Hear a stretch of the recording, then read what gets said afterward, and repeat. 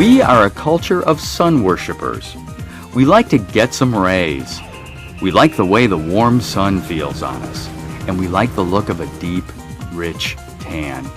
We think it makes us look healthy and cool, but it wasn't always that way. Women used to wear hats and carry parasols to keep their skin protected from the sun. Delicate was in. Then, in the 1920s, the look changed. Fashion designer Coco Chanel came back from a cruise with a suntan, and the Bronze Age was launched.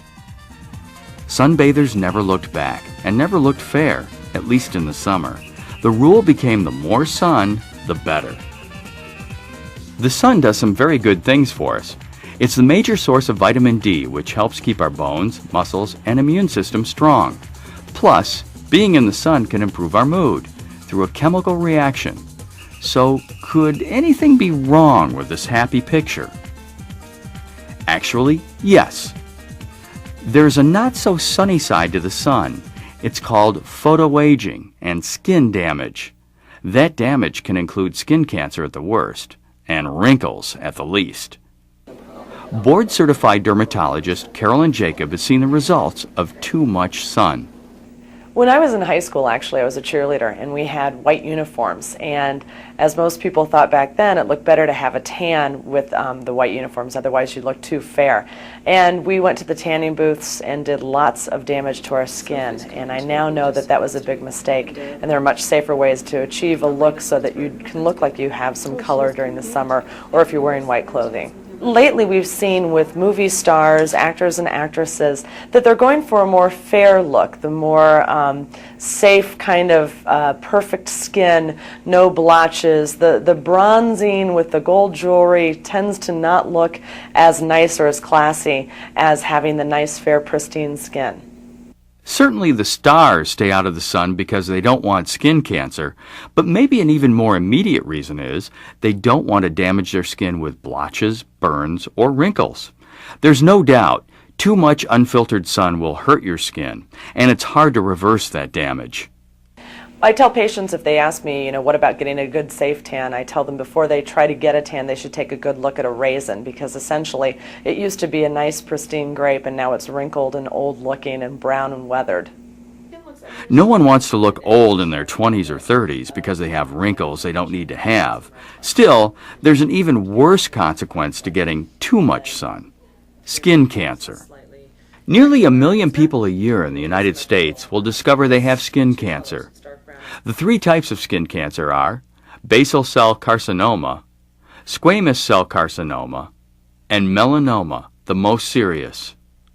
That cancer may not show up for 10 to 30 years after it takes hold. So you might think skin cancer is a problem only older people have to deal with. That's not totally true. Younger people are showing up with skin cancer. Interestingly, though, we are seeing these skin cancers in younger and younger persons. We've seen malignant melanoma and basal cell skin cancers in patients as young as 20 or 21.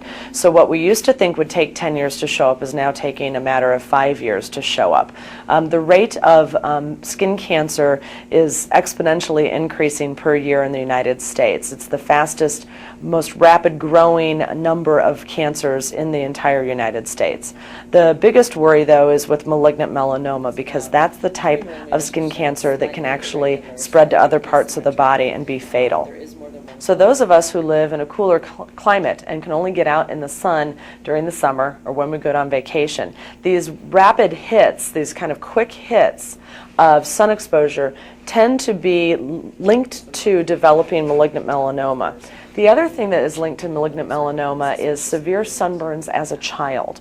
Well, the first skin cancer I had was melanoma, and that I was 28 or 9 when I was diagnosed with melanoma. Luckily, we caught it early. They cleared all the margins, and it's not reoccurred since then. And the second time I discovered I had cancer was about 2 or 3 years ago, and that was basal cell right on my forehead. And it just looked like it would scab and bleed. It wasn't a mole or anything, and it just, I had it removed, and they biopsied it and discovered it was basal cell. But the fact that I was in my early 30s with skin cancer was pretty shocking. Well, growing up, my mother was a cancer specialist, and when my friends would come over for the weekend and we would be laying out in the backyard putting baby oil on and worshiping the sun, she warned us of the wrinkles and the cancer, and we couldn't see it, of course, being young and wanting our tans. We totally disregarded what she'd said. And when I was diagnosed with basal cell skin cancer on my forehead in my late 20s, it hit me that probably had a lot to do with all of the weekends laying out without any sunscreen protection. And all of my friends are regretting all the time we spent out in the sun, because it's like they say, years later it shows up. You know, and I'm in my early 30s now, and I can see the wrinkles. I've had 2 bouts with skin cancer, and I never thought it would happen to me.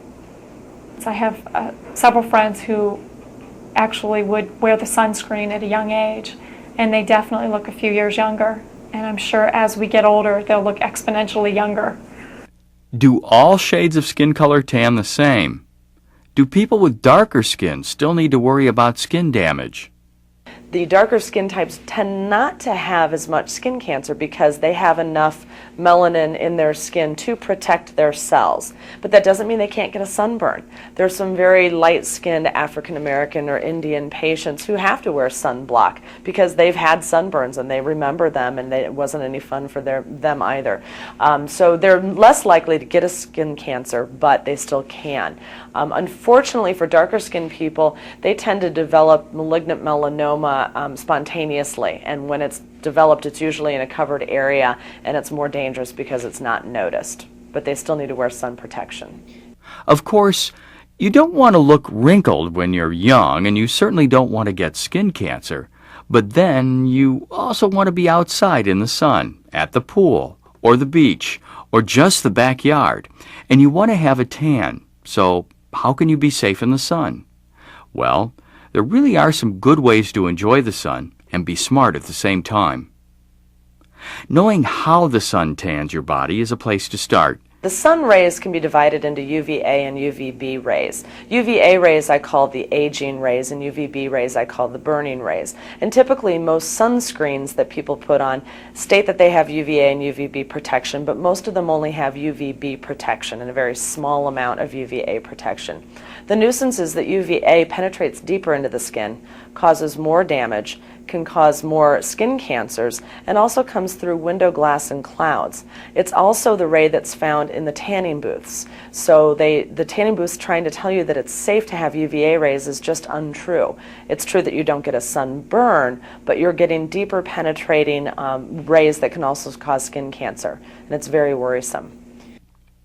You wouldn't put yourself in a toaster to look healthier, or get a rosy glow by spending a few minutes in the microwave. Well, in a tanning bed, you're actually toasting yourself. Well, unfortunately, tanning beds are mostly pure UVA rays, and the UVA rays penetrate more deeply than the UVB rays. And even though they may give you a brown color, they're also creating severe damage to your skin. And the more often you go, the more damage you're getting. The damage leads to wrinkles and can lead to skin cancers as well. It's just not such a thing as a safe tan by going into a tanning bed. It's really an untruth, and it's unfortunate because people are not given that information either by advertising, that they're given false information saying that it's a safe way to tan, and that's completely untrue. Unfortunately, the marketing for the tanning salons is very misleading, and in certain states you can actually go every day to a tanning salon.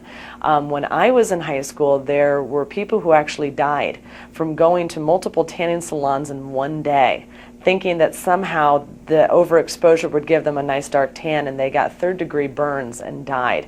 They've manipulated the tanning salons a bit now so they don't have as many UVB rays in them. But, I mean, can you imagine putting, the toast in the toaster 7 times over and looking at what that toast is going to look like afterwards? They're still dangerous. So patients often come to me and tell me they're going to go to a tanning salon to get a base tan before they're going on a vacation somewhere sunny. And the myth of a base tan is that it's just giving you sun damage earlier than your trip will. It really doesn't provide much protection just to get a little bit of color before you go on your sunny vacation trip, and it really just causes damage. I discourage that as much as I possibly can because it makes no sense. The concern over teens and tanning beds has grown to include official reaction. The state of California passed a law prohibiting anyone under the age of 14 from using a tanning bed. The World Health Organization issued a statement warning against tanning bed use for people under 18 in Europe. The big dance is coming up, and you want to tan, or you want to tan for any other reason. But you're now convinced using a tanning bed is not the way to go. Is there another bronzing option that is safe? Many salons now offer spray tanning services. With one session, you'll be as tan as many sessions in a tanning bed or days in the sun, and your skin will be protected. When patients want to have some color because they're going to be going to a dance or to spring break and they want to be wearing shorts or a short sleeve shirt and have the appearance of color, I actually tell them to go get the self-tanner sprayed on their skin. It gives you a beautiful, even bronze glow, and it's completely healthy. I even do that myself before I go to Florida or to a meeting in a sunny spot. And you can go out in a bathing suit, look great, and wear your sunblock, and everyone thinks you've already got a tan, but you're fooling them. You're not going to get the wrinkles. You just look like you've got some color. Teens also use self-tanning lotions and mousses to achieve a quick tan. These products can work once you get used to applying them. You may have read ads promoting pills that will tan you from the inside out. The main ingredient adds an orangish color to your skin, but is not considered safe. You could end up harming your eyesight. Tanning bed tans, spray tans, or self-tanners don't protect against sun damage, so you'll have to use sunscreen just as you would if you hadn't gone with a fake bake. There's a wide range of sunscreen products, and they aren't the same at all. They have different levels of protection and different ingredients. The SPF number on the product stands for the sun protection factor. The higher the number, the more protection.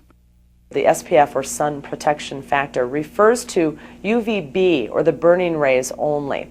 So an SPF of 15 is referring to protection for burning rays, but not necessarily protection for UVA or the aging rays. So again, I always tell patients to look for something, look for a sunblock that has an SPF of 30 or higher, but does contain zinc oxide or titanium dioxide, and that's going to give them about the best coverage they can find. But it's still important to wear the sunglasses, a broad-brimmed hat, and protective clothing when at all times possible.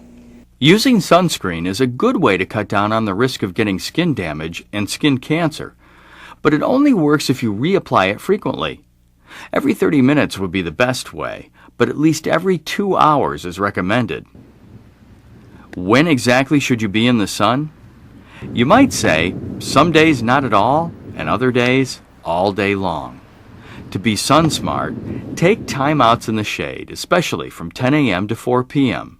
These are the hours that the sun is the brightest and most harmful. Sunglasses are cool, and they're also a good sun safety accessory. Eyes can be damaged by overexposure to the sun. Interestingly, most people with fair eyes have a certain amount of sun sensitivity to their eyes, so they may be more inclined to wear sunglasses. The sunglasses with UVB and UVA protection are excellent for the area around the eyes, but because of that can also protect part of your face from getting sun damage. Clothing can filter out the sun's harsh rays from penetrating your skin. Hats and visors are good. New lightweight fabrics can be comfortable as well as protective.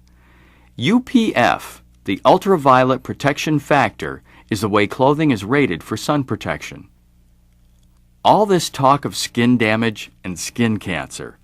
Does this mean we shouldn't enjoy the sunny days of life? Not at all. We just want to be safe in the sun. Shade.